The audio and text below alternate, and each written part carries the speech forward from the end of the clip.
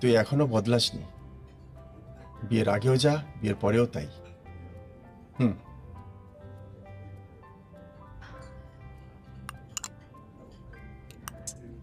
Serve করে নেব। বিয়ের আগে পরে বলতে আমি তো মানেটা বুঝলাম না। মানে তোর ওটা কি বিয়ে বলে মনে হয়? ওটা তো জাস্ট একটা কন্ট্রাক্ট। জানি, তবু মেয়েরা তো সাধারণত।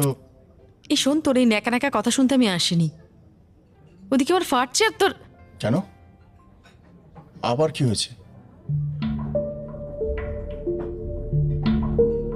মামা তো মামা, এখন ভাগ্নের মাথায় ভূত চেপেছে। ওয়েট ওয়েট ওয়েট, ভূত চেপেছে মানে? কি হয়েছে ক্লিয়ারলি বল। নীল আমাকে বিয়ে করতে চাইছে। হোয়াট? ওইটুকু একটা বাচ্চা ছেলে তোকে?